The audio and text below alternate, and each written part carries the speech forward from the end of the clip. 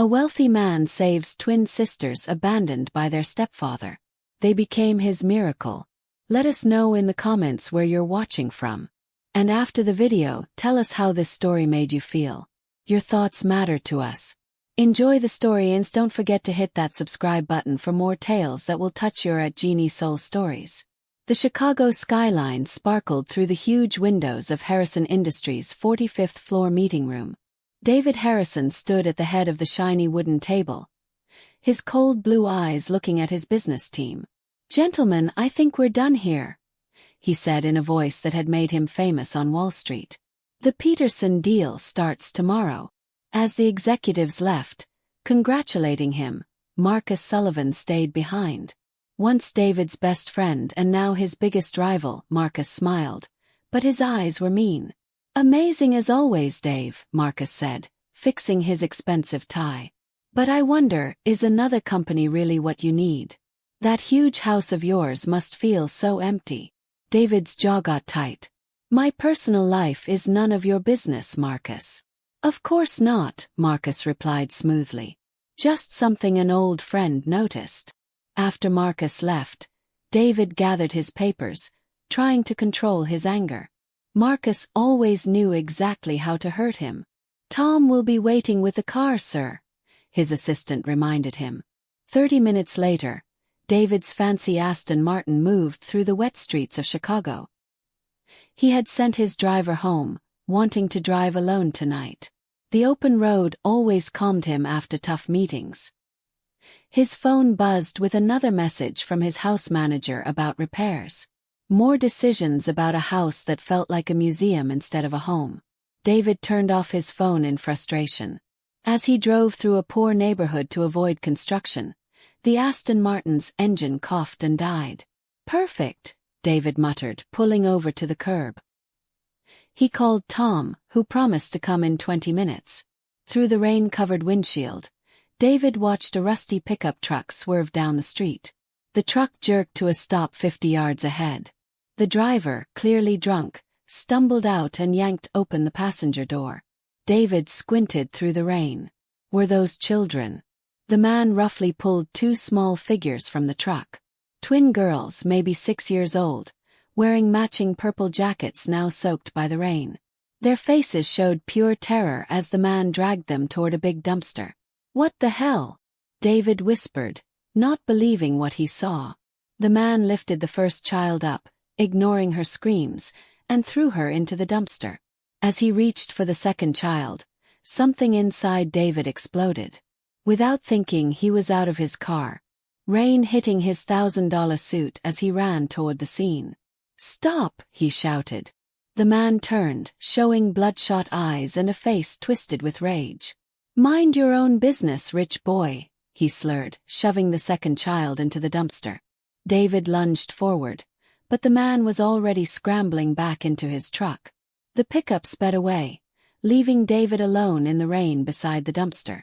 Small whimpers came from inside. David looked over the edge to find 2 identical faces staring back at him, tears cutting clean lines down their dirty cheeks. "It's okay," he said softly, reaching down. "I'm going to help you."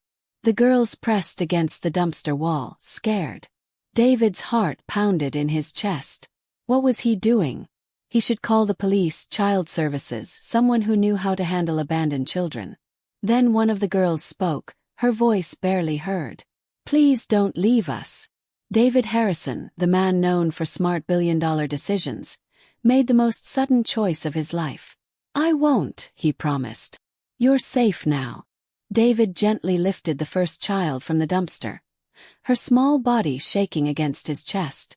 The second girl reached up with careful arms, her eyes wide with fear that broke something inside him.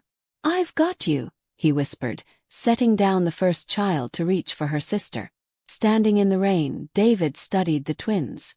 Identical tear-stained faces, messy blonde hair, and matching purple jackets dirty from their nightmare. They held each other, watching him carefully. "My name is David," he said, kneeling to meet their eyes despite the puddles soaking his expensive shoes. "What are your names?" The slightly taller girl answered, her voice protective but shaking. "I'm Sophie." This is Emma. Sophie and Emma, David repeated. That's a lot of bravery in such small bodies. A sleek black car pulled alongside the curb. Tom got out with an umbrella, then froze at the sight before him. Sir. Confusion covered his weathered face. Tom, we need to get these children somewhere warm. Now, David said.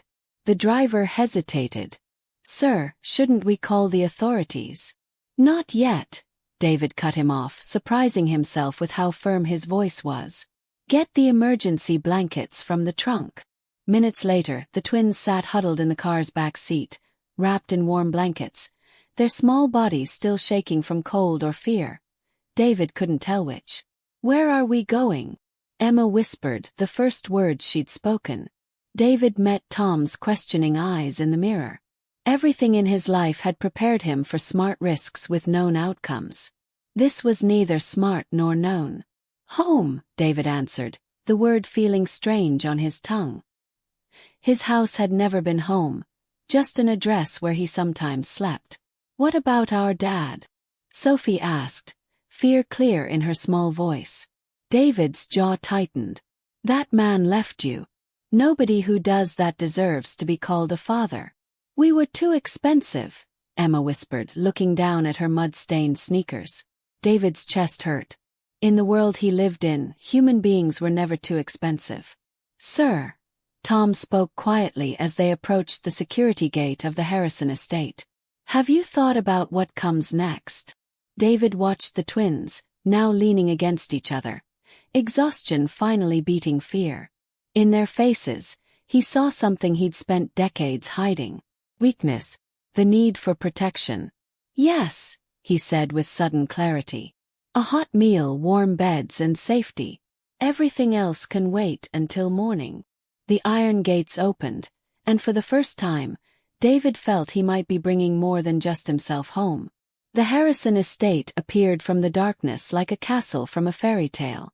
Huge stone walls, perfect gardens, and lit fountains leading to massive wooden doors.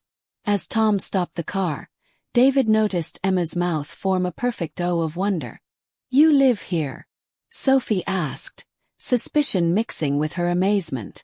I do, David replied, realizing how the mansion might look to children who moments ago had been thrown away like trash. It's too big, really. Most rooms just collect dust. Mrs. Parker, the housekeeper, stood waiting at the entrance. Her usual calm expression changed at the sight of the twin girls getting out of the car. Mr. Harrison, she questioned, eyes moving between David and the children.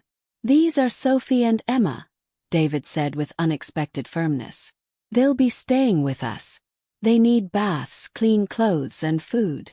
Inside, the twins stood close together on the marble floor, looking impossibly small beneath the crystal chandelier. Their eyes looked up at the high ceilings, then across the formal living room with its untouched antique furniture. Where are all your toys? Emma whispered. David blinked. I don't have any. Sophie frowned. No toys at all. Even grown-ups have stuff they like to play with. Mrs. Parker coughed quietly. Perhaps the young ladies would like to see where they'll be sleeping tonight. David nodded gratefully. Children. What did he know about children? While Mrs. Parker prepared a bath, David found himself standing awkwardly in the guest bedroom that would house the twins. The perfect white sheets and fancy furniture seemed completely wrong. Mr. Harrison, his housekeeper said softly, appearing at his side. I've asked Tom to get some things we need. Children's toothbrushes, pajamas. Thank you, he whispered, relieved by her smart thinking. Later, scrubbed clean and swimming in makeshift nightshirts made from David's smallest t-shirts, the twins sat at the kitchen counter. Mrs. Parker had made grilled cheese sandwiches and tomato soup. Comfort food, she called it. David couldn't remember ever eating such things in this house. Is this place a hotel? Sophie asked between bites. No, just my home, David replied, watching in wonder as Emma carefully dipped her sandwich into her soup. But there's nobody else here, she continued. Don't you have a family? The question hit with unexpected force. No, he admitted. It's just me. Emma looked up, soup dripping from her sandwich. That's sad. Such simple words, yet they cut deeper than any business criticism ever had. Will you send us away tomorrow? Sophie asked, her protective instinct showing as she moved closer to her sister. David studied the twins, their identical faces showing different emotions. Sophie's careful concern, Emma's open fear. For the first time in decades, his answer wasn't calculated. Not tomorrow, he said softly. Not until we figure things out. As the girls finally fell asleep in the huge guest bed, David stood in the doorway, watching their small forms nearly lost among the pillows. His mansion had never felt so empty and full at the same time. Morning sunlight streamed through windows that had never heard children's laughter before. David found himself walking quietly past the guest room, not wanting to wake the twins. In his home office, he made calls that would have been unthinkable 24 hours earlier. I need your most careful investigator, he told his head of security. 2 children, twin girls named Sophie and Emma Wilson, about 6 years old. Find everything. Birth certificates, medical records, family history. And I need information on the man who abandoned them. David hung up just as Mrs. Parker appeared at the door. The children are awake, sir. They're asking if last night was a dream. In the kitchen, the twins sat side by side at the counter, legs swinging beneath them. Emma's face brightened when David entered, while Sophie's remained carefully neutral. Good morning, he said, suddenly aware he had no idea how to talk to children over breakfast. Did you sleep well? Your bed is bouncy, Emma offered. We tested it. David found himself smiling. I'm glad it meets your approval. Sophie studied him with eyes too smart for her age. What happens to us now? Before David could answer, his phone buzzed. The investigator had already found basic information. I need to make things safe for you, he said carefully. That means learning more about your situation. You mean about our dad leaving us in the garbage? Sophie stated bluntly. David winced at her directness. Yes, and about who might be looking for you. Nobody's looking, Emma said quietly. Dad said nobody wanted us anymore. The words hit like physical blows. David excused himself to take the call in his office. The girls' full names are Sophie Grace and Emma Hope Wilson, the investigator reported. Mother died 2 years ago, cancer. Father is Jake Wilson, 41. Multiple arrests for drinking and small theft. Currently unemployed. No other living relatives found. The authorities, no missing persons report filed. Child Services has a file on the family. For previous checks based on neighbor complaints. David's grip tightened on the phone. And legally, Wilson has full custody, but given the abandonment and his record, emergency custody could be granted to a concerned citizen while the courts decide permanent placement. Foster care is the likely outcome. The word foster sent a chill through David. As an orphan himself, he knew the system all too well. When he returned to the kitchen, the girls were helping Mrs. Parker measure pancake ingredients. Emma had flour on her nose. Sophie was carefully counting blueberries. We're making breakfast, Emma announced proudly. David watched them. These strong children who had been thrown away like unwanted things less than 12 hours ago. Their father hadn't even bothered to report them missing. I need to ask you both something important, he said, sitting at their level. Would you like to stay here for a while? Not just today, but for some time. Sophie's eyes narrowed. Why would you want us? It was the million-dollar question, one David couldn't fully answer himself. Instead, he offered the only truth he was certain of. Because no one should ever make you feel unwanted again. By the end of the first week, David Harrison's perfectly ordered world had been completely turned upside down. His mansion, once a monument to simple luxury, now showed evidence of children everywhere. Sir, the interior designer is on the phone. His assistant's voice crackled through the speaker. She's quite insistent about the changes you've requested. David glanced at the rough drawing spread across his desk, the twins' vision for their bedroom, complete with a ceiling that looked like a starry sky and walls that were apparently meant to be sunshine yellow. "Tell her it's non-negotiable," he replied, adding, "and order 2 of those princess beds, different colors." He'd quickly learned that identical twins rejected identical everything else. A crash echoed from somewhere in the East Wing, followed by Emma's distinctive giggle. "I should go," David said, ending the call. He found the girls in the formal dining room. Sophie stood on a chair trying to get a remote-controlled helicopter stuck in the antique chandelier, while Emma directed operations from below. "Mrs. Parker said we couldn't play with the fancy glass things," Sophie explained, seeing his expression. "So we were being careful by flying it super high instead." David held back a smile. "Sound strategy in theory." Emma looked up with pleading eyes. "Are you mad? Daddy always got really mad when we broke things." David's chest tightened at the fear in her voice. "It's just a helicopter. And frankly, that chandelier has always been rather show-offy." He lifted Sophie from the chair and positioned it himself. "However, if we're going to conduct rescue operations, we should at least use proper safety rules." That evening, David sat through his first-ever cartoon movie, answering an endless stream of questions. Why doesn't the snowman melt? Do you think mermaids are real? Can we get a dragon? Later, trying bedtime, David discovered the complex ritual of children's sleep preparation. The right stuffed animals arranged just so, water that wasn't too watery, night lights positioned perfectly, and the unexpected request for a story.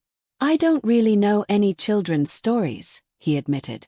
"Make one up," Sophie suggested, as if it were the simplest thing in the world. Feeling foolish, David began. "Once there was a man who lived alone in a big house." "That's you," Emma interrupted sleepily. "Yes," David continued, surprising himself with where the story led. He was very rich but very lonely until one day he met 2 brave princesses who taught him what really matters. Looking down, he realized both girls had fallen asleep, their small hands somehow having found his during the story. David stepped out of his car in front of Harrison Industries, adjusting his tie, now decorated with a small strawberry stain from Emma's breakfast accident. The past 2 weeks had transformed his schedule into a delicate balancing act between corporate empire and impromptu tea parties. "Mr. Harrison." His assistant hurried toward him, tablet in hand. "The board is already gathered." She paused, gently removing a princess sticker from his suit jacket. "Sir, is that glitter in your hair?" David cleared his throat. "Arts and crafts are more dangerous than mergers, Patricia. Make a note." The boardroom fell silent as he entered. Marcus Sullivan sat among the directors, his presence unexpected and unwelcome. "Dave," Marcus's smile was practiced. "Perfect. I hope you don't mind my joining. Given the rumors about your sudden interest in childcare, the board thought I might offer help during this distraction." David felt the room's energy shift. "My personal life doesn't affect my business skills, Marcus." "Of course not," Marcus replied smoothly. "Though taking in random children does raise questions about your judgment." 2 little girls plucked from a dumpster. It reads like a tabloid headline. The room temperature seemed to drop. "How do you know where I found them?" Marcus's smile didn't waver. "News travels. Especially unusual news." After the meeting, David's security chief pulled him aside. "Sir, someone's been asking questions about the girls. A private investigator, not ours." That night, David found himself standing in the doorway of the twins' newly decorated bedroom, watching them sleep among their constellation of night lights. His phone buzzed with a text from his lawyer. Social services received anonymous tip about improper guardian relationship. Preliminary inquiry tomorrow. David's blood ran cold. Marcus was moving faster than expected. The next morning, as he explained to the girls that a social worker would be visiting, Emma's eyes filled with tears. "Are they taking us away?" "No," David said firmly, though uncertainty gnawed at him. "They just need to make sure you're happy here." Sophie, ever protective, crossed her arms. But what if they don't believe us? David knelt to their level. Then we'll fight together. Later, browsing his tablet, he found an article on a financial news site. Harrison's mystery children, savior or opportunist? The photo showed David ushering the twins into his car, their faces partially visible despite his attempts to shield them. The byline listed a journalist known to be in Marcus's pocket. The subtle destruction of his reputation had begun, a game Marcus played expertly. But this time the stakes weren't just David's pride or profits. As he closed the article, his phone chimed with a calendar alert. Sophie and Emma ballet class registration. David Harrison, who had navigated financial crises and corporate takeovers without flinching, felt genuine fear. For the first time in his life, he had something truly precious to lose.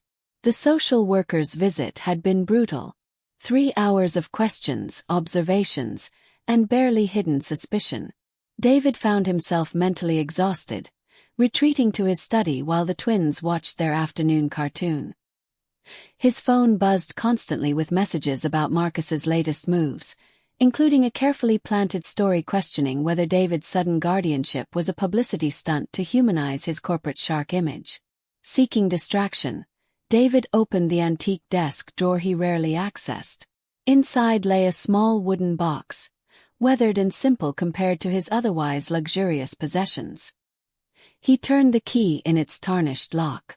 The contents remained as he remembered: a faded baseball card, a small blue marble, a worn photograph of a woman with kind eyes, and a child's drawing labeled "My Family" in uneven letters. Stick figures standing beside a house with an impossibly large sun overhead. "What's that?" David startled.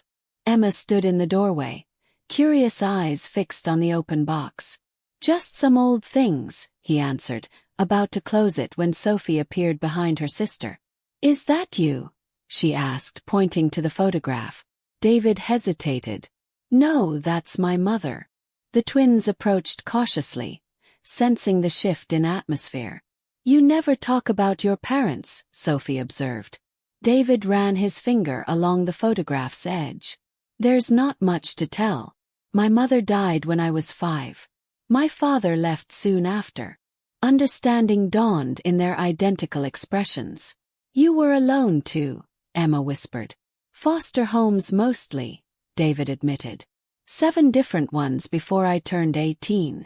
Sophie's analytical gaze assessed him with new insight. "Is that why you didn't call the police when you found us? Because you didn't want us in foster care?" The directness of her question caught him off guard. "Partly, yes." Emma reached for the child's drawing. "Did you make this?" David nodded. "In school. I drew the family I wished I had." The twins exchanged one of their silent communications before Emma climbed onto the chair beside him. "Our mom used to say that families aren't always the people who make you," she said, her voice small but certain. "Sometimes they're the people who choose you." Sophie joined them, examining the marble. "We had a mom who loved us. Then we didn't. You didn't have anybody. That's worse."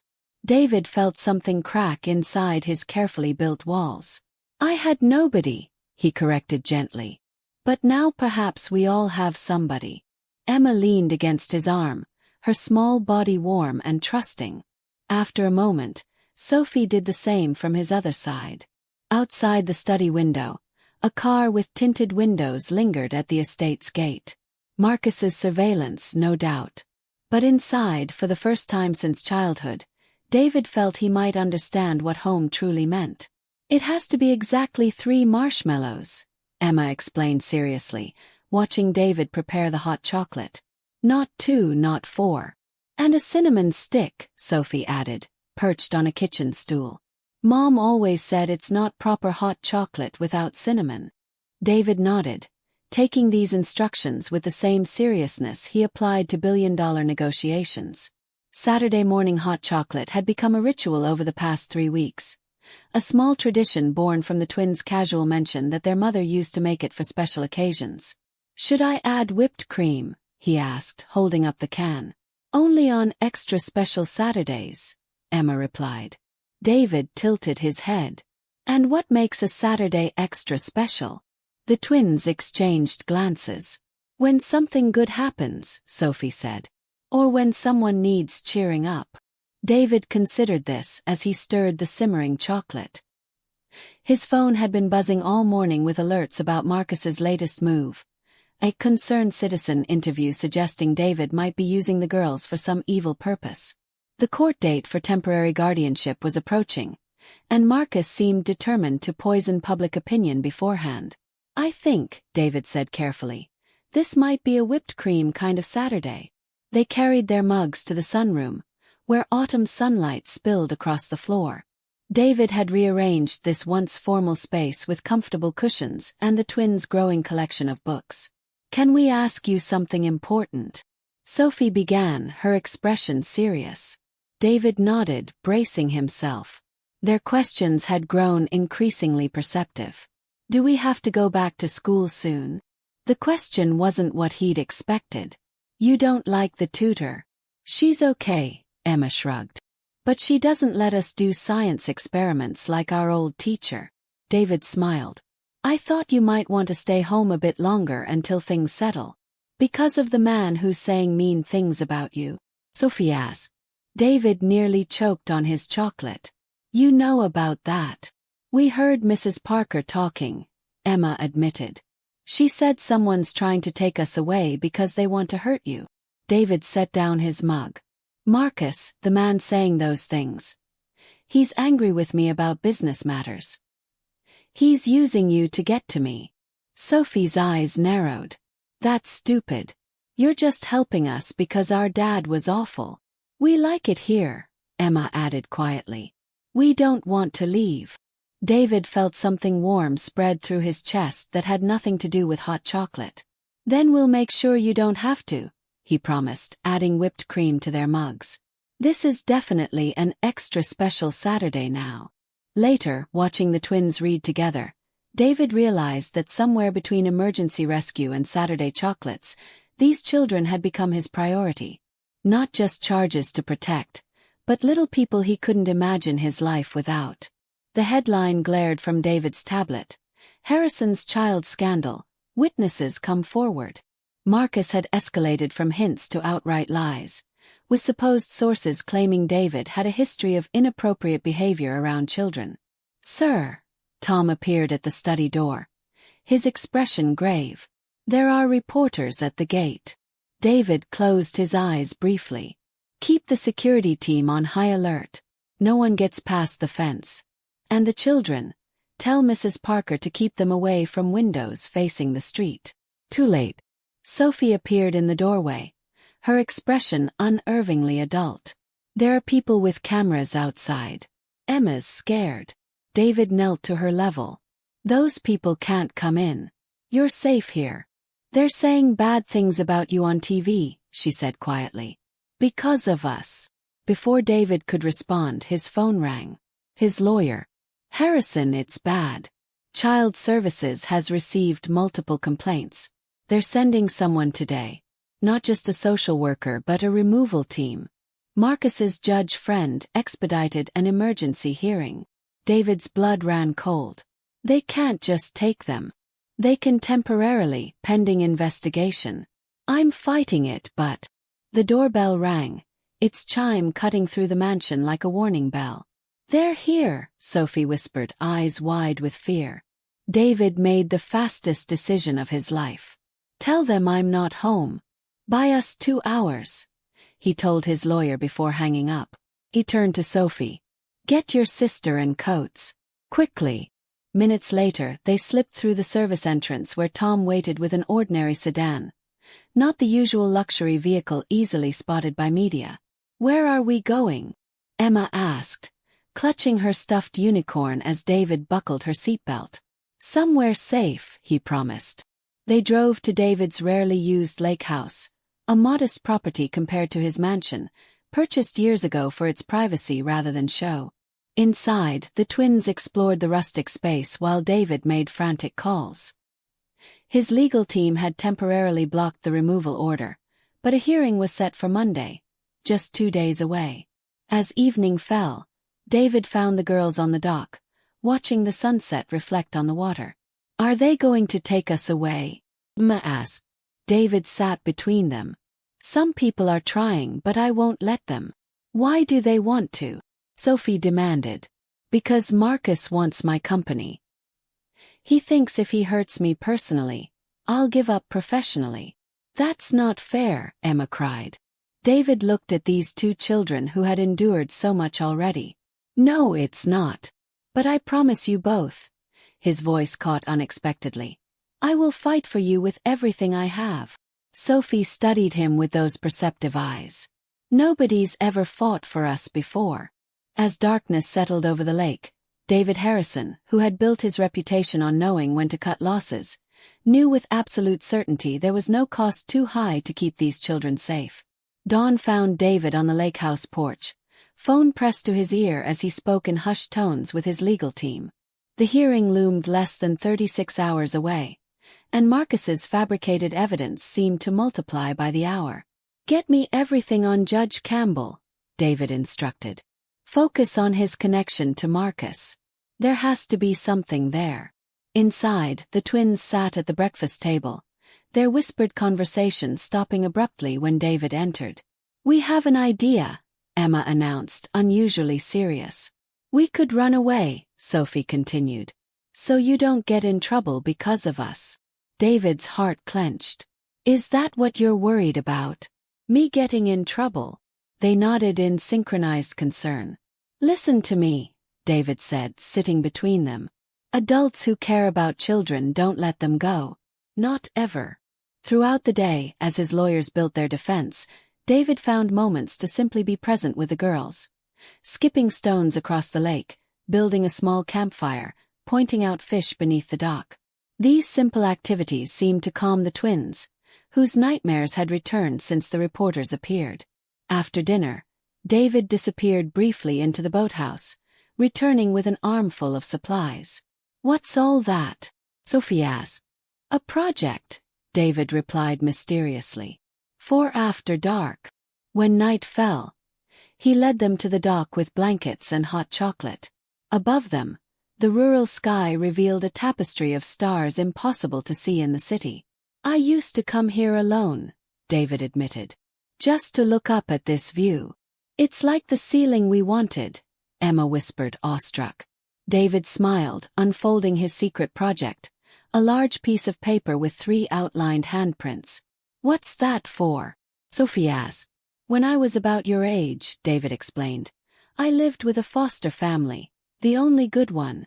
The parents had this tradition where everyone in the family put their handprints on paper together, then made a wish on the brightest star." The twins watched curiously as David placed his hand on one outline. "I wish," he said clearly, "for the privilege of watching you both grow up safe and happy." Emma immediately placed her smaller hand on an outline. "I wish for us to stay together forever." Sophie hesitated, then added her hand. "I wish for that mean man to leave us alone." David carefully folded the paper, then produced 3 small lanterns. "These are wish lanterns," he explained. "In some cultures, they carry wishes to the heavens." Together, they lit the lanterns and released them, watching as they drifted upward, joining the stars. "No matter what happens Monday," David promised, "we are a family now. Some things not even courts can change." For the first time since he'd found them, both girls initiated a hug simultaneously, their small arms wrapping around him with complete trust. The courthouse steps swarmed with reporters, their cameras flashing like lightning as David guided the twins through the chaos. Emma clung to his hand while Sophie walked with determined steps, her small shoulders squared against the shouted questions. "Mr. Harrison, are you using these children for publicity? Did you really find them in a dumpster? Are you aware of the allegations against you?" Inside, the courtroom's polished wood and stern atmosphere seemed to swallow all sound. The twins sat between David and Dr. Sarah Chen, the child psychologist who had been working with them. Across the aisle, Marcus Sullivan smirked alongside the child services team he had so carefully manipulated. Judge Campbell entered, his expression giving nothing away. As the proceedings began, David listened to the character assassination with growing dread. Fabricated witnesses claiming inappropriate behavior, suggestions of financial motives for taking in the girls, implications that the entire rescue had been staged. When Marcus took the stand as a concerned colleague, David felt Emma's hand tighten around his. "I've known David Harrison for 15 years, Marcus testified smoothly. "He's always been calculating. Every move serves a purpose." These children appeared just as the Peterson merger was failing, a merger that would have finally given him controlling interest in my company. David's lawyer approached for cross-examination. "Mr. Sullivan, would you describe your relationship with David Harrison as friendly?" "Professional," Marcus replied carefully. "We've had our differences." "Differences?" the lawyer repeated. "Like when Harrison Industries outbid you for the Denver project last year. Or perhaps when Mr. Harrison refused to support your hostile takeover of Phoenix Technologies." Marcus's smile faltered. "Business disagreements are common." "Indeed.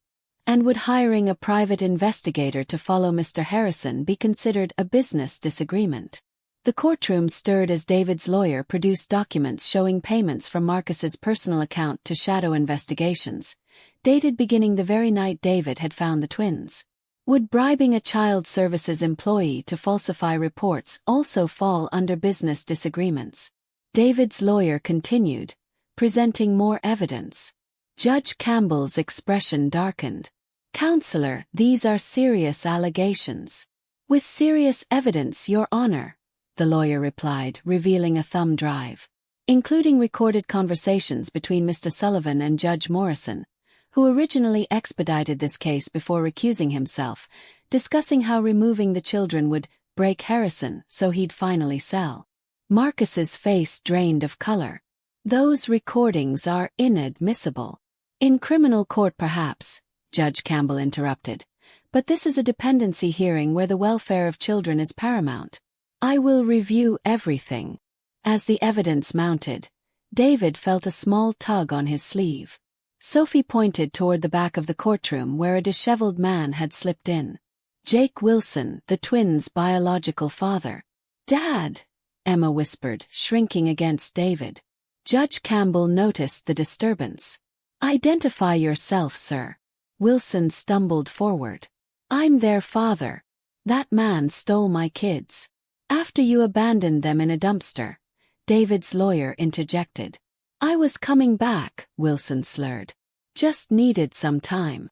"Mr. Wilson," Judge Campbell said coldly, "are you intoxicated in my courtroom?" Before he could answer, Sophie stood up. "He left us in the garbage," she said clearly, her voice carrying throughout the silent room. "Mr. Harrison saved us." Emma stood beside her sister. "David reads us stories and makes hot chocolate, right? Dad just yelled and forgot to feed us." Judge Campbell's expression softened as he looked at the twins. "Thank you for your bravery, young ladies. Would you like to continue staying with Mr. Harrison?" "Yes," they answered in unison. 2 hours later, the ruling came down. Temporary custody granted to David Harrison, with permanent adoption proceedings to follow. Marcus Sullivan was referred for criminal investigation, and Jake Wilson was ordered into mandatory treatment before any visitation could be considered. Outside, as rain began to fall, David knelt before the twins. "It's over. You're staying with me." Emma threw her arms around his neck. "Forever." "Forever," David promised, feeling Sophie's arms join the embrace. "We're going home." 3 weeks after the courthouse victory, David sat in his study, staring at the formal adoption application. 53 pages that would legally transform him from temporary guardian to father. His pen hovered over the signature line as doubts crept in. What did he know about being a father? His own had abandoned him. His entire adult life had been devoted to business, not family. The twins deserved someone who knew how to be a parent, someone better prepared than a workaholic billionaire who had stumbled into their lives by chance. A soft knock interrupted his thoughts. Mrs. Parker stood in the doorway, arms folded. "The girls are asking when you'll come read their bedtime story, sir." They're quite insistent about finding out what happens to that dragon who couldn't fly. David glanced at his watch. 8:47 p.m. He'd been lost in paperwork and doubt for over an hour while two little girls waited for their nightly story. "Tell them I'll be right up," he said, setting down his pen.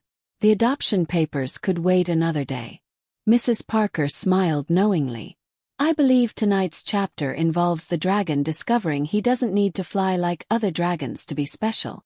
David paused at her words. "Wise dragon," he murmured. Upstairs, he found the twins already tucked into their matching beds, Sophie's purple, Emma's pink, both adorned with the starry ceiling they dreamed of that first week. Night lights cast gentle constellations across the walls. "You're late," Sophie announced, though her tone held no real complaint. "Sorry," David said, settling into the chair between their beds that had become his designated storytelling spot. "I was thinking about grown-up stuff." Emma asked. "About family stuff," he corrected. Both girls perked up with interest. "The dragon story first," Sophie insisted. "Then we can talk about family stuff." David opened the worn book they'd been reading together. Chapter 12. The Dragon Who Couldn't Fly Discovers His True Gift. As he read about a young dragon who felt different from his siblings, David found himself relating to the story in ways he hadn't expected.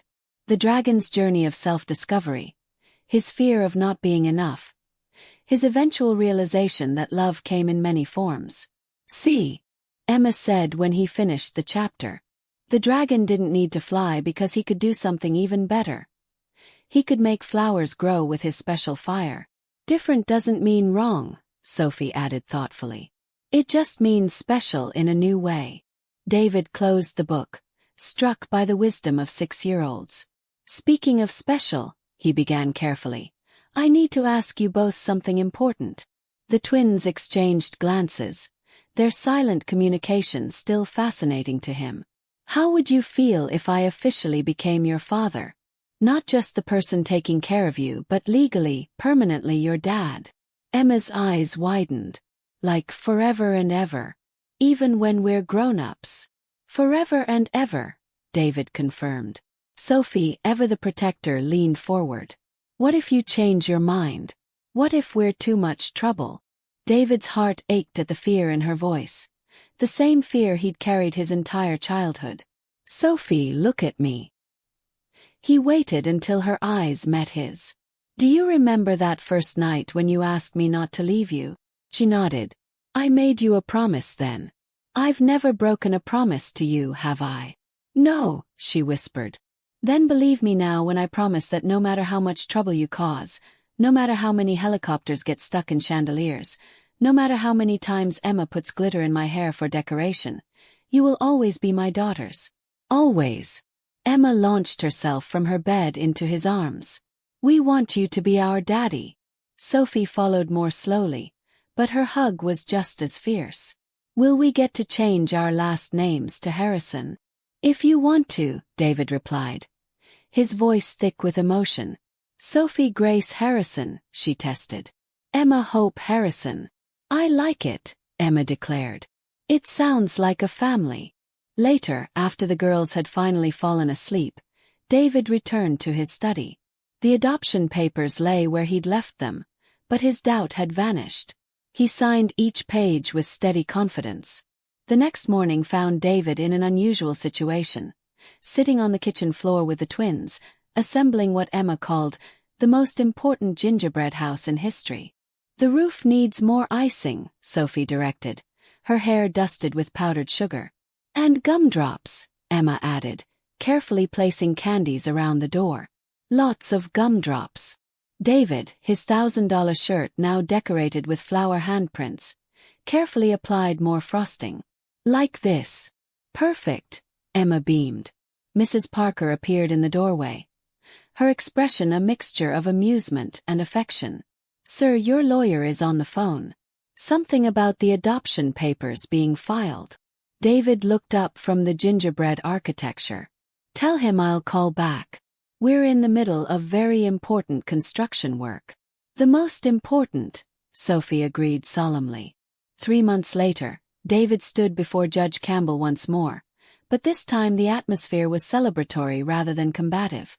The twins wore matching blue dresses they'd chosen specifically for Adoption Day, and David had allowed Emma to pick his tie, a bright purple one covered in tiny unicorns. "David Harrison," Judge Campbell announced, "it is my honor to grant your petition for adoption. Sophie Grace and Emma Hope Wilson are now legally Sophie Grace Harrison and Emma Hope Harrison." The courtroom erupted in applause from the small crowd of supporters.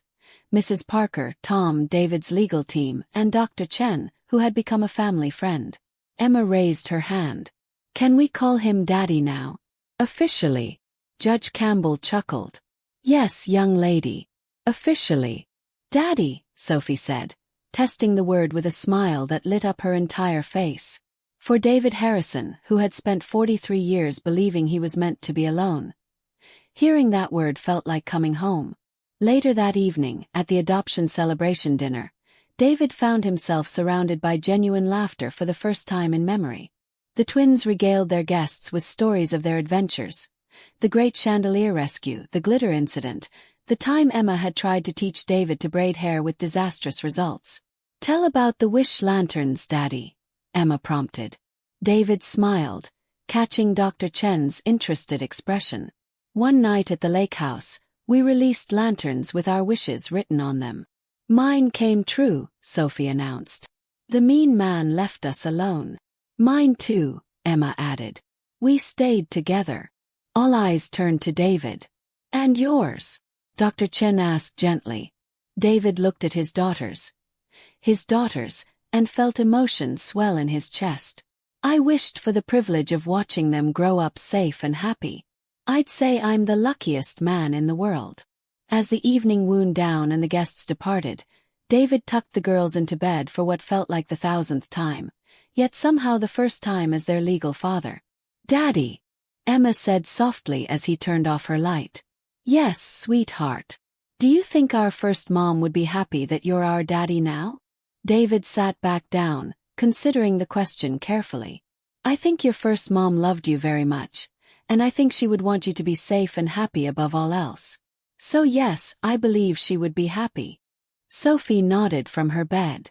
"She used to say that angels sometimes come when you need them most. Maybe she sent you to find us." David's throat tightened. "Maybe she did." "Good night, Daddy," they chorused. "Good night, my brave princesses." Walking back to his study, David passed the formal living room where he paused to look at the newest addition to his art collection. A child's drawing taped to the wall beside a priceless painting. 3 stick figures standing in front of a house with an enormous sun overhead, labeled "Our Family" in Emma's careful handwriting. It was the most valuable piece he owned. In his desk drawer, beside his mother's photograph and his own childhood drawing, David placed a new treasure, the official adoption decree. 3 generations of families, lost and found. His phone buzzed with the usual cascade of business messages, but for once, David ignored them. Tomorrow would bring new corporate challenges, but tonight, he was exactly where he belonged. In the distance, he could hear the soft sound of his daughters breathing, safe and sound in their beds. The Harrison mansion, once a monument to loneliness, had finally become what it was always meant to be: home. "Sophie Grace Harrison, valedictorian of 6th grade," the principal announced. David cheered from the audience, his voice joining Emma's enthusiastic whooping. At 11, the twins had grown into remarkable young women. Sophie with her academic excellence and protective nature, Emma with her artistic talents and irrepressible optimism. After the ceremony, as they walked to the car, Emma slipped her hand into David's. "Dad, Sophie's going to be famous someday." "We'll see," Sophie replied, embarrassed but pleased. "And what about you? What are your plans?" David asked. "I'm going to help kids like we used to be," she said matter-of-factly. "The scared ones who think nobody wants them." David's heart swelled with pride. These children, who had once been discarded as worthless, were growing into compassionate, confident individuals who wanted to make the world better. That night, continuing their tradition of celebration hot chocolate, David made an announcement. "I have some news," he said, settling beside them on the sunroom cushions. "Remember Marcus Sullivan?" Both girls nodded. They knew the story of the man who had tried to separate their family. He was convicted of fraud and conspiracy. "He's going to prison." "Good," Sophie said firmly. "He was mean." "What about our first dad?" Emma asked quietly. They rarely spoke of Jake Wilson, but David had always been honest about their past. "He completed his treatment program. He's been sober for 2 years now. He asked if he could send you birthday cards." The twins exchanged one of their silent conversations. "What do you think?" David asked, leaving the choice to them. "Maybe," Sophie said slowly. "If he stays not drunk. But you're still our real daddy," Emma added quickly. "Right. Always," David promised, pulling them close. "Always and forever." As they sat together, watching the stars through the sunroom's glass ceiling, David reflected on the journey that had brought them here. A chance breakdown, a moment of witnessing cruelty, a decision to act rather than call authorities. All had led to this perfect evening with his daughters. "Dad," Sophie said suddenly. "Thank you." "For what, sweetheart?" "For not driving away that night. For choosing us." David kissed the top of her head, then Emma's. "Thank you both for choosing me back." Outside, the Chicago skyline twinkled in the distance. The same view that had once represented David's solitary ambition. Now it simply provided a beautiful backdrop for family game nights and homework sessions and bedtime stories about dragons who discovered their true gifts. The Harrison family was complete, forged not by blood but by choice, sealed not by law but by love. And in a mansion that had once echoed with emptiness, laughter rang out every single day. Some miracles, David had learned, came disguised as ordinary moments. A broken-down car, 2 frightened children, and the simple decision to love rather than walk away. The greatest acquisition of his life had cost him nothing and given him everything.